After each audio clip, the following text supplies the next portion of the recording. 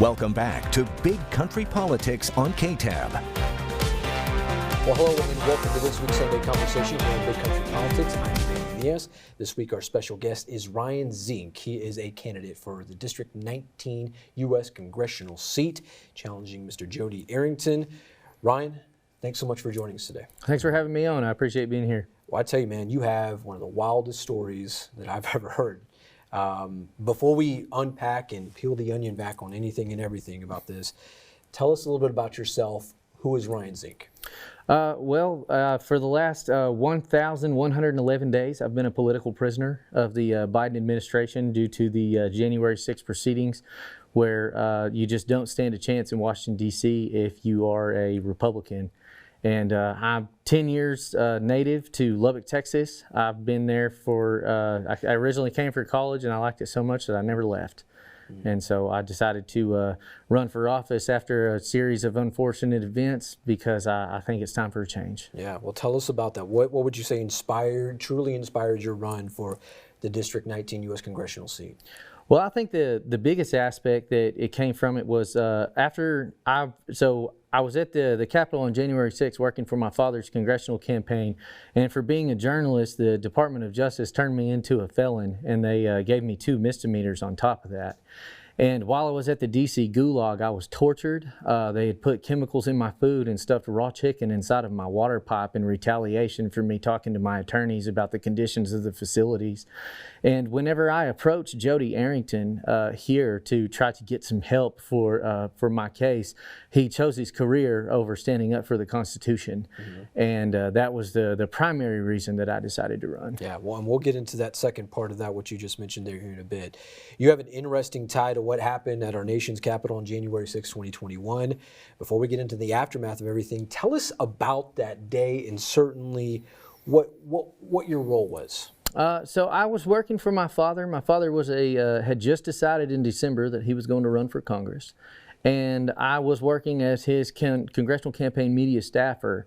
And my job was to lure in people to view the content of somebody who was not very well known. And so on the grounds of the Capitol, everything happened that day. And I started videotaping people who were breaking out windows. I filmed a member of Antifa named Hunter Allen Emke that was busting out windows to the right of the Columbus doors while I was there. And this is really where a majority of the chaos happened because I left the Capitol by 3:30. And I was instructed by United States Capitol Police Officer Benjamin Fluke to stay on that porch and to produce video and evidence to them that of the people that were attacking them or attacking the building. And I did that diligently, and it still didn't matter, at the end when everything fell apart for it. Now, did you or your father ever enter the Capitol that day?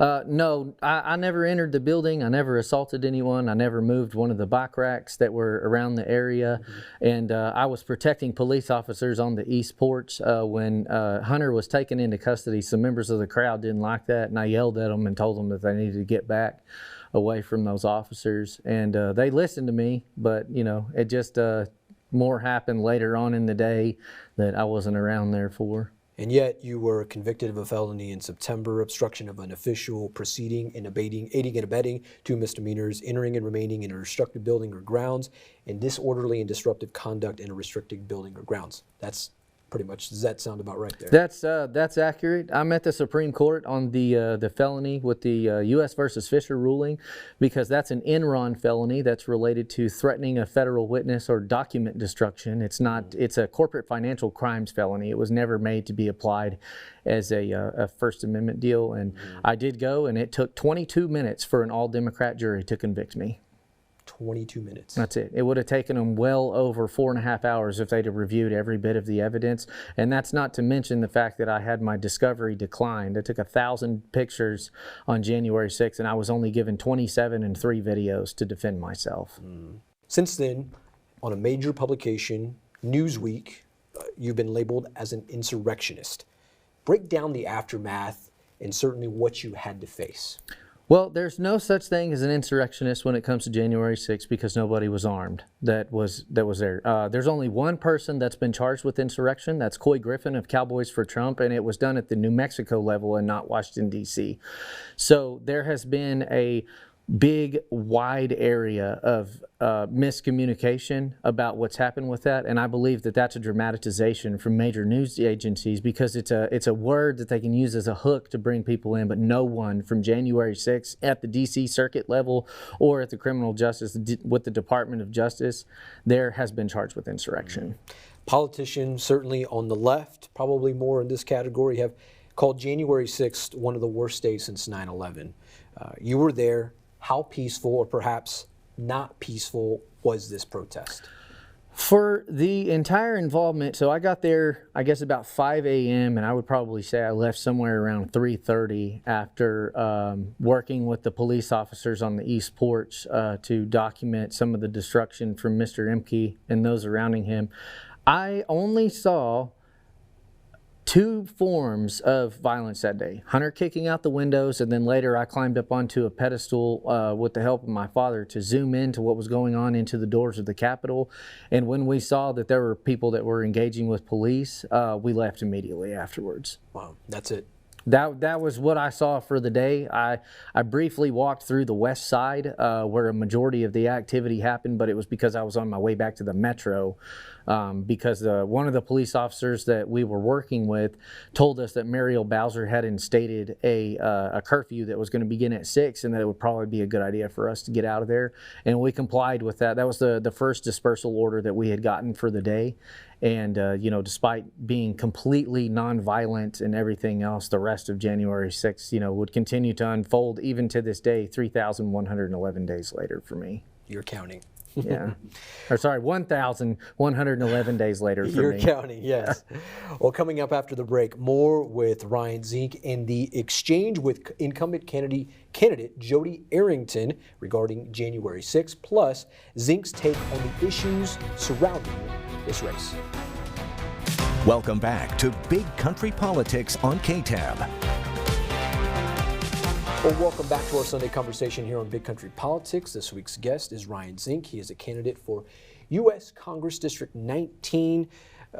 Ryan, what a wild story. And I'm not saying a story in a sense that these are just tall tales, but just what you experienced certainly on January 6th.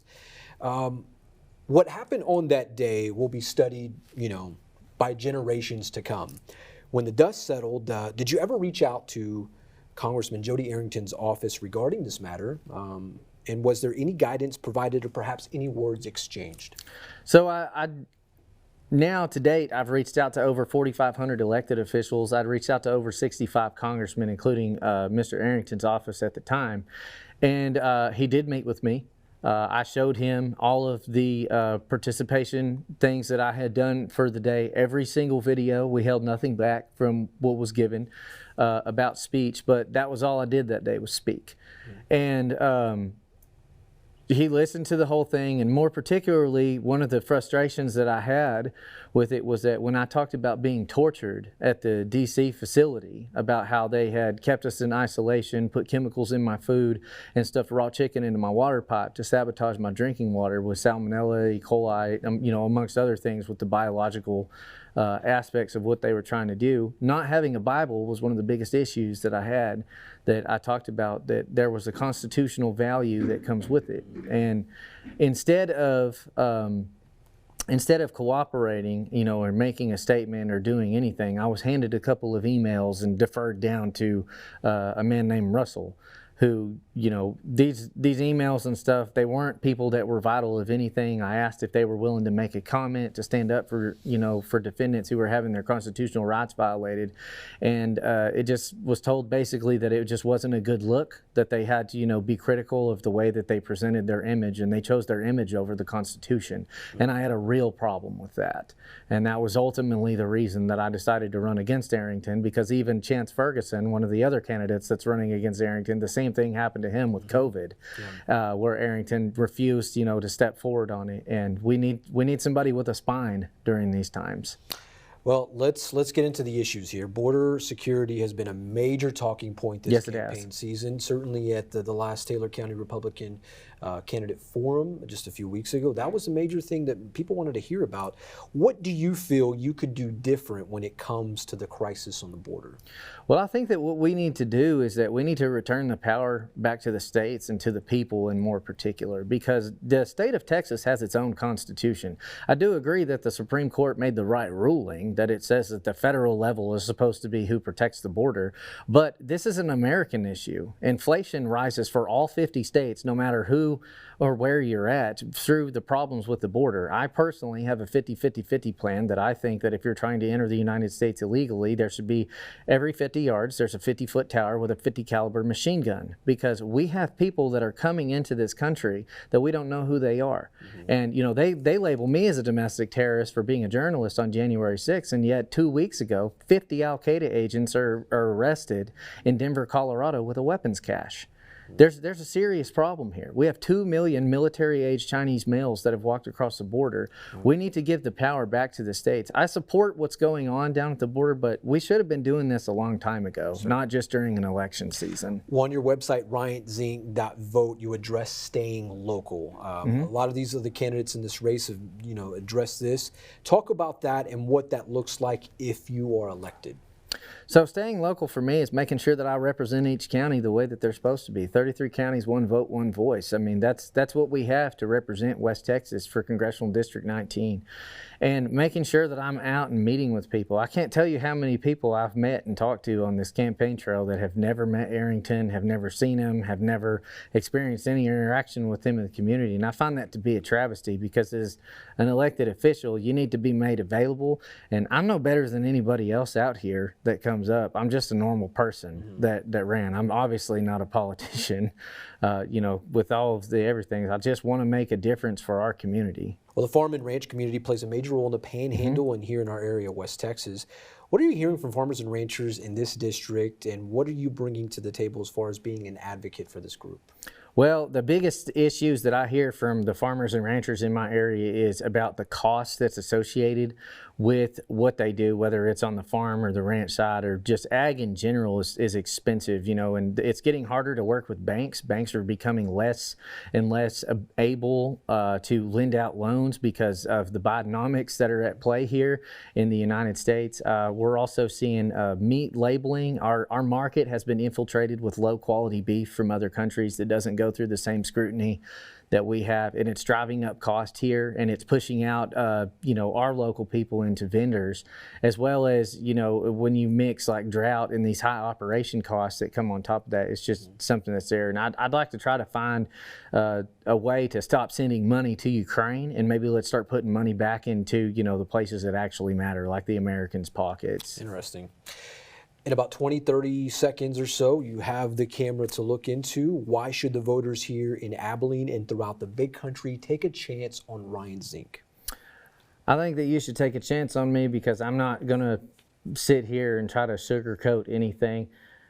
I have had my entire life ripped out from underneath me, and the Constitution meant nothing. And I carry this Bible with me because I was denied it everywhere that I was supposed to be able to have one from our government. I don't believe in a large government. I want to shut everything down and give the power back to the people, because we have systematically been stripped of our constitutional and religious freedoms while we've been fighting amongst each other about what's going on.